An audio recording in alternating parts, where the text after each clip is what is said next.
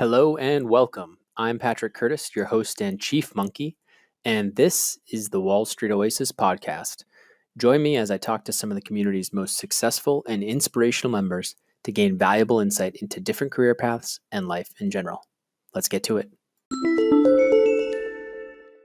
In this episode, member JDS07 shares her path to joining a top private equity fund as an analyst right out of undergrad. We cover a wide range of topics in this episode, including what she learned during her bulge bracket investment banking internship and why she wanted to skip investment banking to go straight to PE, what she's seeing in the deal landscape, how her firm does diligence and how she is specifically involved, and also detailed advice on how to prepare for the super competitive private equity recruiting process. Enjoy.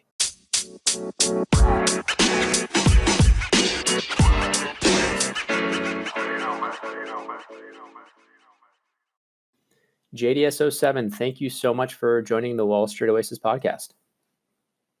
It's my pleasure, Patrick. Yeah, so I've been part of the community for a while, so very happy to be able to share my background. Awesome. Yeah, so could you give the users and the listeners a just quick summary of where you came from and what you're doing now? Yeah, so I originally was an immigrant, currently now a citizen. Grew up in a few different places and went to a target school based in the Northeast. There, I participated on campus recruiting, got an internship with a bulge bracket bank in a well-known investment banking group, did my summer internship there, but decided to transition full-time to direct private equity, which is what I want to do. So now I'm with a pretty well-known firm. We just raised our fifth fund, doubled our fund size from our previous fund, and have been looking at a bunch of companies in a broad array of industries. Great. So you kind of skipped banking altogether. So you did it over the summer. Was there something about that experience that made you not want to do it, or did you always know you wanted private equity? So I always knew I wanted to do private equity. And for me, it was a choice between getting into private equity out of undergrad with a really good analyst program, as well as with a really good firm, and happy to touch on that later, or going back to banking and doing my typical 2 years. My thought process then was really centered around the fact that I think if I can do private equity earlier, it not only gives me a better leg up over my peers in investment banking in just knowing how to think like a private equity investor, knowing how to do due diligence on the company and the things that a person in PE would really focus on, versus I think the banking experience, which is still very valuable, but focuses a bit more on the marketing side of selling a company and less around of the intricacies of diligence and post-integration work. Do you feel now that you've kind of been working for a year in PE straight out of undergrad, do you feel that you're missing anything? Do you feel like there was enough training at your firm where you felt comfortable? Like, are you actually doing LBO modeling? Did you do enough of that kind of in undergrad, or you feel a little bit like you're still ramping up there? Yeah, I think in PE, there's definitely the sense that you might have simply fewer deals. Now, I'd caveat that with knowing a lot of my friends are still in banking. They have many deals that don't close, and many deals that really go nowhere. And there is that similar feeling in PE because at a private equity firm, you're not really buying a lot of companies every year. My firm especially, we buy around 2 to 4 companies a year, and we're very careful with where we put our capital. So in that sense, there might be a similar sense of just you spend a lot of work doing due diligence on a company, and a deal it doesn't really go through. On the flip side, I think the amount of work and the kind of work I'm doing in PE is vastly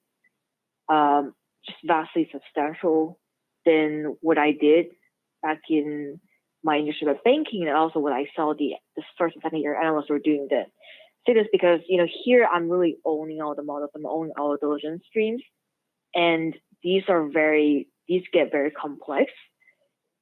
In banking, oftentimes you're just taking one template and you're making some smaller changes to it. I mean, in my group, we had one humongous M&A, the merger model template that essentially has comps, has LBO, it Mm-hmm. has DCF, and it really is a matter of often just changing some tickers and changing some numbers, and everything just flows through. Here, all the companies look at, even if it's a company with a very similar business model as one we looked at before, we're typically always building our models from scratch.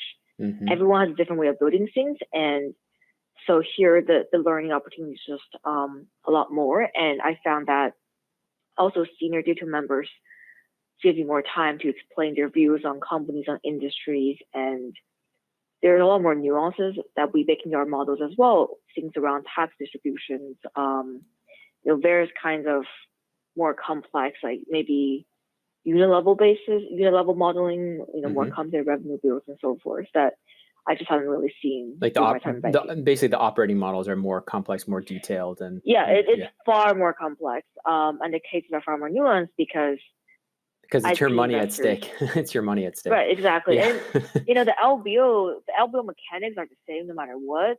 So, whether or not you're growing EBITDA at 5%, and here we really focus on the flow through mechanics. Right. Or you're, growing sales like 2%, that makes a huge difference in your returns in your model. So it's really about. So sorry to interrupt, but it sounds like you made the transition fairly easily then, like not just having the internship at the Bulge Bracket Bank where you were doing, like you mentioned, more the templated models and stuff like that, to actually having to build something from scratch. It wasn't a hard transition from you. You had enough training. You felt confident, or you ramped up fast enough, or was there something you felt like, okay, I'm in trouble, and you just had to learn by trial by fire kind of thing?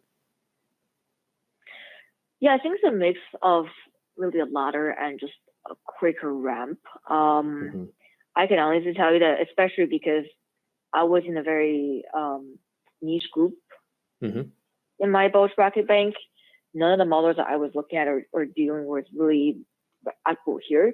Even on the operating model side, the way that we build our operating models here for consumer retail companies is far more complex and far more nuanced than a simple revenue assumption build. So that was something we really had to ramp up and learn. On the LBO model side, we also have a very complex LBO model build that typically people utilize in certain ways. So that's not something I've seen in, either the Wall Street Oasis materials or other materials online. So all this kind of had to learn by myself and with some help as well from, senior associates at the firm.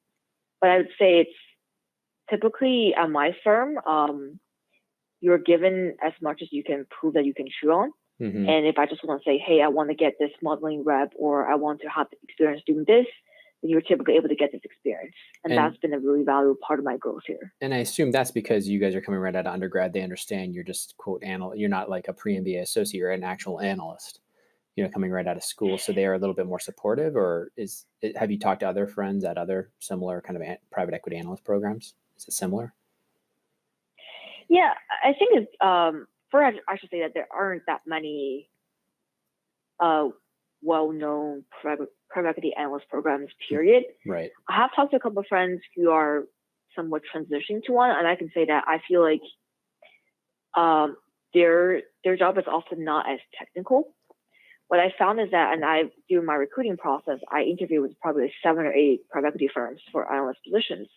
I found that a large handful of them have more sourcing-oriented tasks, like maybe 40% of the time will be spent on sourcing deals, which is not anything we do here. I mean, none of the junior people do any amount of sourcing, really. Yeah, you're not dialing, trying to make connections with founders. You're actually just you're getting the deals are coming in through the partners, and then you're actually analyzing them, or through bankers. Yeah. Yep. Okay. And we might actually be proactive and reach out, or we might use some of our own resources to leverage this, but really 99% of the time it's all completely just coming down from the senior members of the firm. And I also think that we are also very big on data. So we recently used the Alteryx platform. We use Microsoft BI. We use Tableau and very different kinds of data visualization tools. We're also buying consumer credit card information and tying this with how we're seeing how consumers might be spending their dollars on competing businesses. So we're actually driving a lot of our analytics using data. And I think as a result of that, we do very extensive due diligence. Are and you that amount of hiring? kind of data analysis. Are you hiring outside consultants for those very deep dives, like data analysts or data scientists, or are you having to learn that? Like, are you an expert in Tableau now? Or are you an expert in this data analytics or Python, or are you bringing in other people to help you manipulate it? Yeah, so we used to have outside consultants, but we found that they were really expensive, and this is something that probably the firm should not do. So we brought on someone as our head of data analytics, and we have trainings for everyone at the firm, especially for analysts and associates, to learn and leverage these skills. And I can tell you, so we have people kind of coming and teaching us about Alteryx and partially figuring things out as we do deals, but it's been really helpful. We've been able to just do a lot more data dissections in a much faster way through utilizing these resources.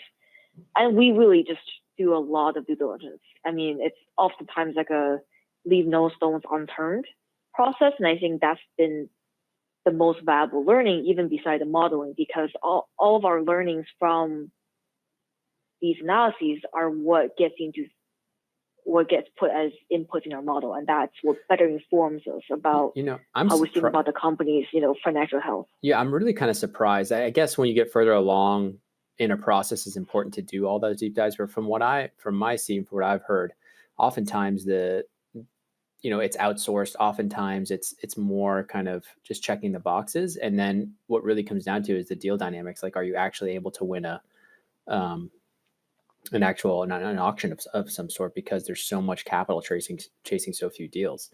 Are you guys finding that prices are just like you're losing a lot of auctions and you're just not able to, even after you've done all that work, that you lose a lot of deals because you're so analytical and you're finding the valuations too high? Yeah, so that's a great question. What we found is that definitely, here everything nowadays is north of 12 times usually. And what we found typically is that if we find that this is a really compelling asset, we are not afraid of bidding up to 16, 17 times. But all of this has to kind of be backed down by the data and how much we feel like we can really drive the company's value. So my firm is very much operationally focused. We're not a kind of PE firm that goes in and just calls a bunch of people or do any kind of financial engineering. And we are very well regarded in the space that we play in. So oftentimes we might try to play some kind of games to maybe bid enough to get into the next round. And then after we do extensive business due diligence and hire third parties, and we find that this is still an asset we really, really want to own, then we would race the finish line. And we typically move through a process pretty fast. I think the past, there have only been a couple of times when we have been beaten out by a party for asset that we really, really wanted and just refused to match their price. And those were typically times when the strategic came in or something.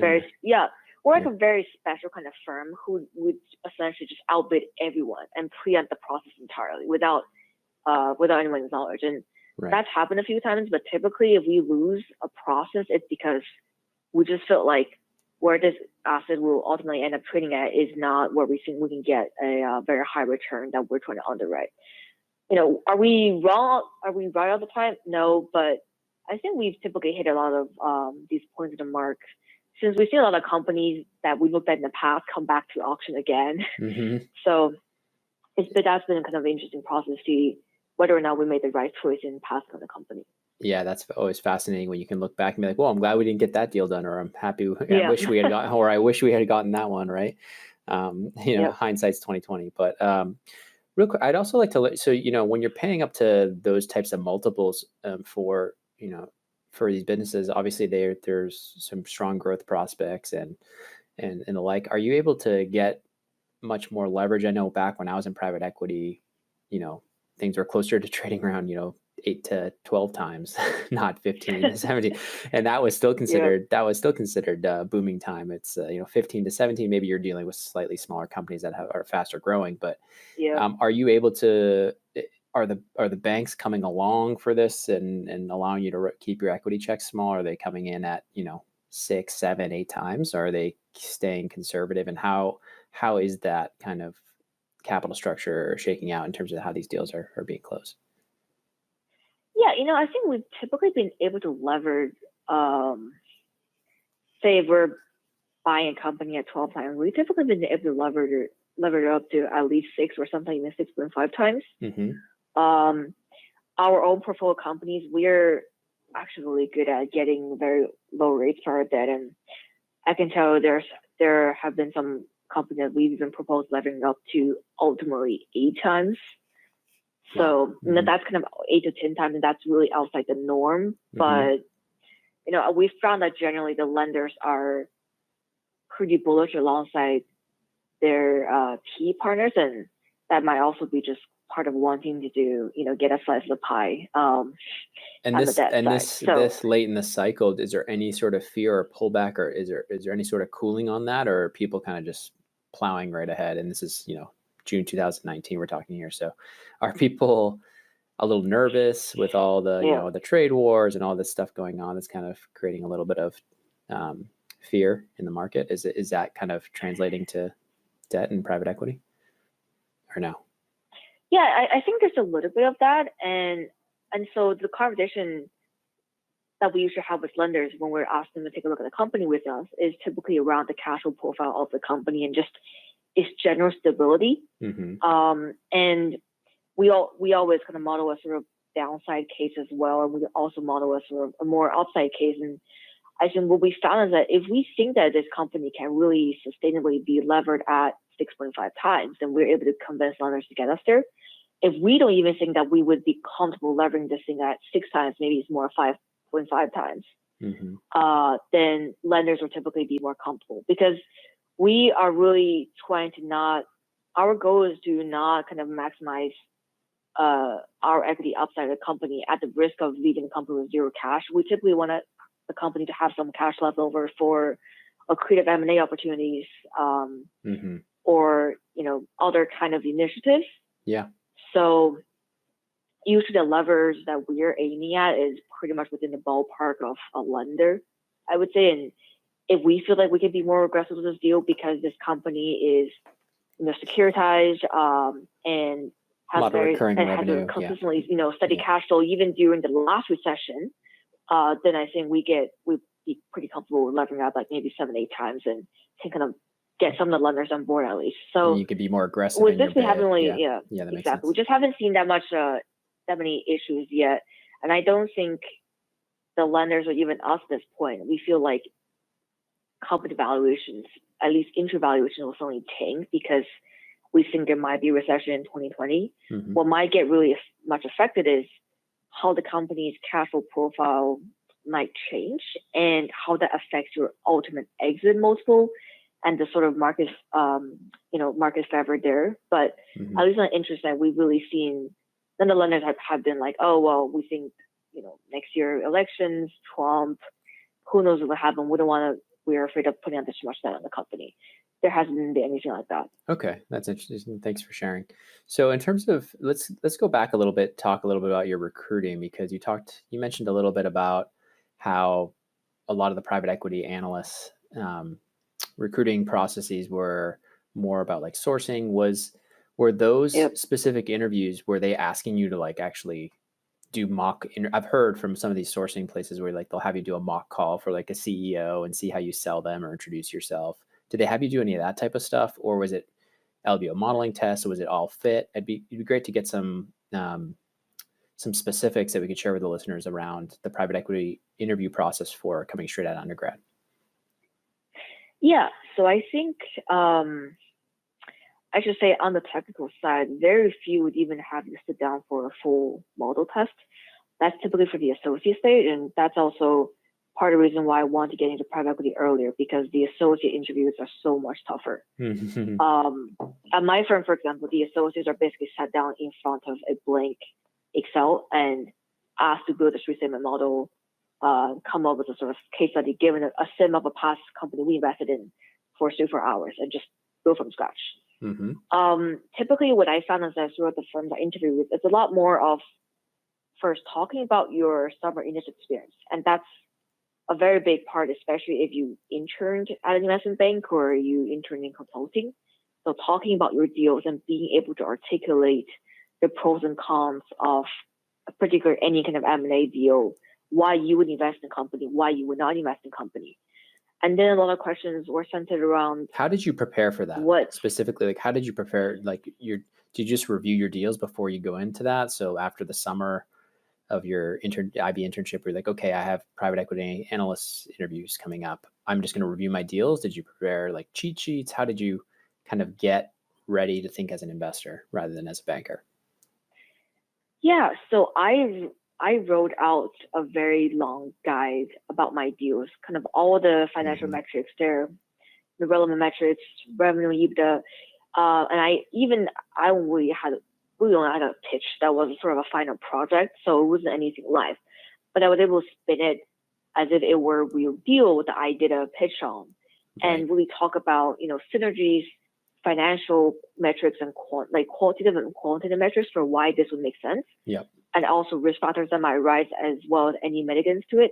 It's also good if you just simply talk about the fact that, it didn't go through because XYZ didn't make sense, or we didn't feel like this was really achievable given this company's focus, or given this company's geographic exposure, or given customer concentration or whatever it is. Where customers are or where the microeconomy is. So it's really thinking about all aspects. It's both, I think, combining what you would do for a consulting interview, and then what you would with all the financial metrics. I call that, and also that specific deal, I call them deal cheat sheets. We actually started including them in the private equity interview course, like samples from actual people who broke into private equity. I think it's probably the single biggest improvement we've made, because that's the most important thing, is that you have your deals locked down and you can talk about them intelligently. Everyone freaks out about the LBO modeling test, but I guess especially in your case where you're interviewing for a private equity analyst a lot, you don't have to, 99 times out of 100, you're not even getting a test, right? They're seeing, can you talk intelligently? Yeah, I would say you have a 50% chance of getting either a paper LBO or a sort of case, mini consulting case study. Yep. Where the case study would be where they give you, so mine centered around a few choices. Company wants to, or it would be something like, should we invest in a company? The company has 3 gross revenues. Here are some figures. The first, should we invest in a company? Second question would be, if we do invest in a company, what which option should it take? And talk about the pros and cons of each. Mm-hmm. So you both have to arrive at some kind of sometimes IR or NPV number, but you also have to really think strategically about this opportunity and be able to articulate reasons on both the positive and negative sides for it. So I just think it's really kind of half and half, and either getting that or the paper LBO. I'd probably say paper LBO is easier to prepare because it was really straightforward. There's not that many steps you can. You have to have certain amount of information just to be able to even do it, and it's oftentimes a check in the boxing. The case study, and I can even say that for this case study, I wasn't actually able to arrive at the final numerical answer because I could not compute NPV just mentally. But I was able to really articulate really well and say that, hey, if I have Excel or if I have a calculator in front of me, I would be able to get you to the exact answer. But that aside, this is a solution I would recommend. I think overall P interviews. Oh, so when they had you do the case, when they had you do the case, they didn't let you do it in front of Excel to get like an IRR or a multiple on invested capital or anything like that? No, it was very much, and these are very much of they will just give you numbers.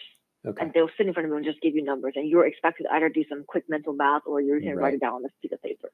And that's what's the cash flow coming out? Consulting feeling comes in. Got it. Yeah. Okay. Yeah. Okay. So some rough math and that's where it helps to have some sort of rough idea of what IRRs are what. Because it's typically asking you, this is to test your intellectual horsepower. Mm-hmm.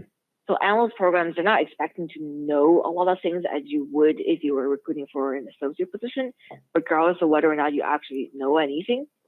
But for analyst programs, it's typically about just how do you think and how much do you feel we can load your brain with information to have you still arrive at sensible conclusions about investment and how much we can trust you to run analysis independently, provide thoughtful responses to our answers. And I found that especially at my firm, we're all given an opinion and voice. I have been on the other side of listening to bank pitches and have had my managing director ask me what I think of the pitches, how I would compare these, what are their strengths and weaknesses, and actually implement some of my suggestions. So as a result of that, and the fact that we're still a fairly lean team, although we're medium sized as an organization, you just have to be very much on your feet and be a quick thinker, and you cannot just kind of rely on other people to feed you answers all the time. So that's why I think in the same way with associates, but add like a huge step up in responsibility to be able to lead deals and check analyst works. So on that front, it's definitely just a lot more kind of focus on semi-consulting thinking and being faster in the field. Great. So anything else on the recruiting process before we get off of that in terms of for the analysts? So you shared a little bit, but was there anything unexpected that you found when you went through the process? I think one should always have some views about industries that they like and industries they don't like, and be able to have some examples of companies that they with characteristics that would fit their rationale. Mm-hmm. So what I find oftentimes is many people ask you, well, so if this is a firm with a more specialized strategy, they would ask, why would you like our strategy? Why do you think we are able to compete for deals better than our competitors? Mm-hmm. Why do you think XYZ industry is not a good industry for us to invest in? Mm-hmm. And you need to have you cannot just give very general answers. It needs to be pretty specific. Mm-hmm. And what would be good is to give examples of companies in those sectors that you can use for examples. Interesting. And so, I think that's like a very big part of the interview process. And so when you were preparing for these interviews, you would look at portfolio companies that the fund had invested in, or how would you do that specifically? How would you prepare for that? Yeah, so my preparation strategy came onefold with at least a week before. I would just read a lot of Wall Street Journal articles, Financial Times, all the industry news, and just have a view generally on the type of all the industries that the company plays in and the types of industries that are even adjacent to its portfolio companies. Mm-hmm. And I typically pick a couple of them. You don't really have time to go through all the portfolio companies, but pick a couple that seem interesting to you, that you feel like you either are really interesting about the space, or you can talk about it a bit more in detail, and be able to use these examples during your interview. So every single private equity firm I've interviewed at, to some degree, they would ask you, well, tell us about a portfolio company of ours, and why do you think we invested in this company? How do you think it might do in the future? What are some risks you see for this company in this industry? Because you don't really have any financials. You don't really know how they're really doing, which is very good, actually, because if these were public companies, then you would be expected to know everything about it. Right. And so you just want to have a really, informed view of how you think this company's, exposure to XYZ or certain geographies, or might be over-indexed to a certain population, might impact other things. It's really much of a chain reaction thinking there, but you need to be able to say it in a very concise manner. And again, it's very good that these are oftentimes private companies with zero financials. Oh yeah, it'd be a nightmare otherwise. It'd be a nightmare. It would be, right? And, yeah. And so you just want to have a view on a few companies. I have had the interviews with private equity firms where they would ask me literally for 3 portfolio companies of theirs, and to be able to talk in depth about them. It would be like, okay, tell us about a portfolio company of ours that you like and all the reasons why you like it and don't like it. And then it would be tell me a second one, and then tell me a third one. And then they would even ask you sometimes, what portfolio company of ours do you think is the worst of the lot? Why? And which one do you think is the best? And you better hope that whoever you're interviewing with, that wasn't like their baby or their deal, right? When you say I have actually had a chance where I mentioned, I think this company might be the worst of a lot, and it actually ended up being my interviewer's portfolio company. But some of the reasons I said for why I think this company might have more headwinds than other portfolio companies were spot on. Yeah. So that turned to be a nice conversation. But if you're wrong, that might be quite embarrassing if this ends up being, the biggest hitter. And I think this is less common. So this kind of what's the best, what's the worst is less common. I've only had it a couple of times. Right. So I wouldn't be as worried. And as well, if the company has like 40 portfolio companies, you should not expect that kind of question. It would be impossible for you to right. even be able to, search up each company for 20 minutes and have a view on them when they're just so different. But it really, all PE firms like that you really like their portfolio companies. And if you don't, it's fine to be honest, but you need to give very thoughtful answers and be open to pushback from them. And that actually might be a good way to make yourself stand out, I think. You can say, well, I love that, but phrase it in a softer way so that you don't come off as saying that, oh, I don't like your firm strategy or the company you invest in. But that might be a way to stand out, actually, because everybody will be talking about how amazing their deals are. The most obvious points. Right. So that's just a way I think to stand out. I was really the only one hired of my year with my firm. So, and I know that it was also a really competitive process. I was going against a few other investment bankers and a few other NDB consultants, who had internships. And I think what really made me stand out was just being able to articulate my view of their strategy really well and prove that I have a very solid understanding of why they invest the way they do. That's great. I think that's really important and something the listener should take heed is just being able to be prepared for that specific interview, that specific fund, rather than going in and just only focusing on yourself and why, the generic questions that you're going to get of why private equity, why, or why growth equity, whatnot. Yeah, and I think what also helped me, and this is what I did for every single fund that I interviewed with, I created a little tracker. I tracked, so I would take some of their portfolio companies that I felt like were interesting, just pick a couple that, I really understand and feel like I can speak at length about. And then I would try to find news on these companies and what they've done. So, for example, I was able to say in one interview, okay, you guys are really value add. You guys like to be value add partners to management team. I'm really bringing a lot of expertise on add-on acquisitions. I've noted that you guys have done X number of acquisitions in the first 3 years post investment on your portfolio companies. And being able to cite these statistics just really shows your interest in the firm, because they will be like, oh, well, this shows you actually doesn't work. And it's really simple. I mean, you have their name, you could just do some Googling and see what news come up and just kind of like track of these companies have done or what initiatives they've really started. And you can kind of attribute that to the success. And it just shows you've done your homework and you come in looking more knowledgeable, looking more serious, and it just probably puts you ahead of a lot of the competition and gets you, it almost guarantees you're going to be one of the final group. Exactly. And they also ask you a lot of behavior questions. That's even far more than banking behavior questions, because they want to make sure you're a cultural fit. Any tough ones that were really small? Yeah, any tough ones that were unexpected or anything odd that you had during that recruiting period?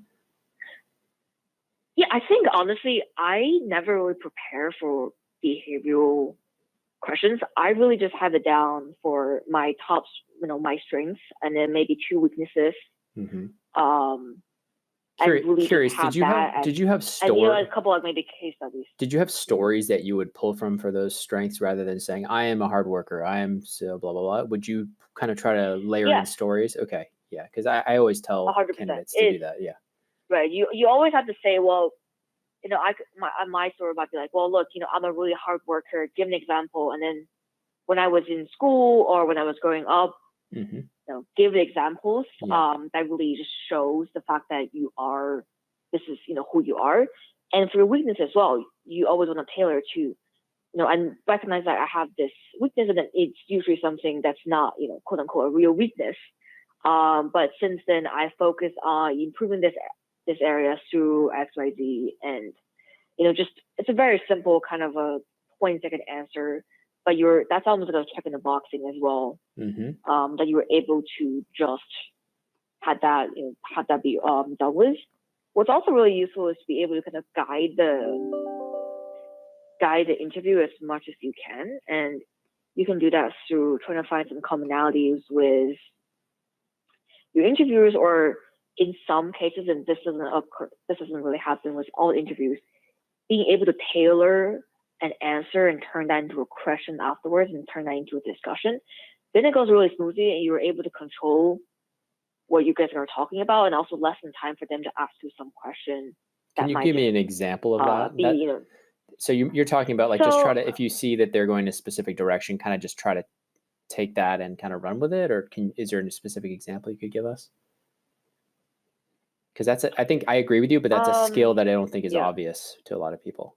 Yeah, it's definitely not it's something easy to do, and I have also encountered situations where if it looks like it's going to be a question, the interviewer might say, "That's a good question, but let's save that for the end when you ask me some questions," and then kind of go off their reading off their list of interview questions to ask. I have had those interviews, and in those situations, you just have to deal with it. But otherwise, it can sometimes be, you can kind of tailor things to, well, this is why I'm so hardworking. I did this project at school, which actually really resonates with your firm's strategy here.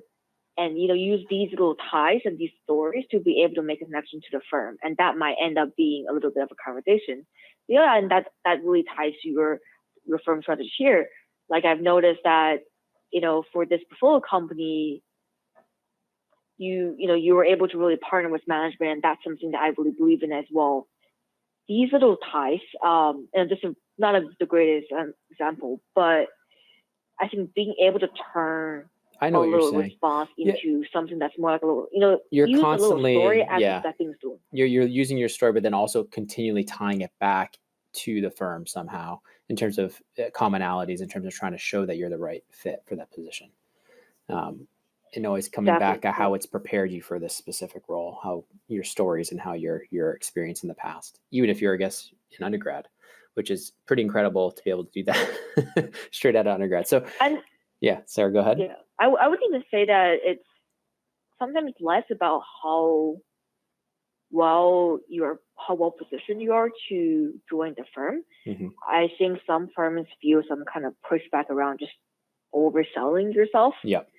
I would always tie towards your interest in the firm. And it's almost just like, continue to say really positive things about the firm and turning the overall tone of this interview to leave a really positive impression on the interviewer. Just, oh, well, this kid really, really likes my firm. He or she knows a lot about it. And obviously it's fit. And you almost make them kind of forget whether or not you might be qualified. It's just about, well, this person can definitely do it.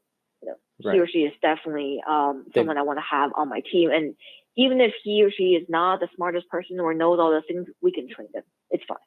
You want to leave this kind of impression. Yeah, it makes sense. You want them to kind of have that connection with you, to actually like you as a person and feel good about. Exactly. Yep. Yeah, that's critical. You can be the smartest person in the entire process and still not get the job and wonder why. But maybe you didn't. Yep, we've had those. Yeah. Exactly. So one last thing before we kind of end it, I guess, actually a couple of things. First, would you be comfortable sharing your pay or a range of pay around, base and bonus? Because I think there's not as much around the private equity analyst comp on this versus what's on the street. For sure. So we get paid same as investment bankers on the base side, maybe a bit more actually. And then on the bonus side, it's typically a bit less. So base around 80 to 100, and then or 80 to 90 or 80 to... Yeah, base is usually like 85 to 100. Okay. And then your bonus is a bit less. So this bonus is it's a set bonus. So you're basically guaranteed have a target bonus. You can get up to this essentially. Got it. If you do well. Got it. Okay, and then but instead of like a big range like 60 to 80K, the firm will essentially tell you your target bonus is this amount. Got it. And it's around 50 to 75% of base or so, or is that typical? Like a range, like Yeah, it's probably more around 50 to 60%. Yeah. okay, yeah, that sounds right. So, anything? So, what about for you? What's kind of next? Are there direct promotes at the fund you're at? Is it something where you want to stay? Obviously, a few more years, or are you thinking business school? What's kind of next steps for you? Yeah, so I'm really fortunate to be at a firm where business school isn't really required, and a lot of senior members don't have MBAs. Mm-hmm. It's also a program where analysts typically get directly promoted to associates and then go up the ladder as long as you perform. And so my current plan is to just keep on working at my current firm. I mean, it's been a good experience so far. The people are really, really nice and they genuinely care about you. Maybe you'll be a lifer we there. recently had. Maybe that'll be your career for 20 years. Who knows? Yeah, who knows? We definitely actually have had some analysts who started at the firm out of undergrad, and they have gone on to become managing directors. Wow, that's crazy. That's awesome. Yeah, it's really crazy. I would say at least half the firm have been here for more than a few years. So that's also a great really sign. Good culture, because it just means that everyone wants to make sure you're living your best life while you're contributing to the firm. So it's definitely a really great culture here. And I've, comparing this with my time in banking, I can certainly say that when banks talk about good culture, it's really a lip service. When PE firms talk about good culture, and you can actually feel it, that's very, very important. Interesting. Well, I really appreciate all the time you've taken. It's gone longer than usual, but you had a lot of interesting things to say. So I really appreciate you sharing all of your wisdom with the listeners here and joining us. So thank you. It was my pleasure. Yeah, I know this is a very obscure space, and there really aren't that many firms with analyst programs, period. Yes, so it's really helpful to get. That's why when I got here, I felt like there was definitely a lot of prep that I had to go through, and some amount of luck, and hoping that I just get the offer. So it's definitely been a great experience. Living the dream. I think it's incredible. It's incredible. It's what a lot of people want to do. So congrats on everything. Well, better hours at least. True. All right. Well, take care. Thanks so much. And thanks to you, my listeners at Wall Street Oasis. If you have any suggestions whatsoever, please don't hesitate to send them my way, patrick@wallstreetoasis.com. Until next time.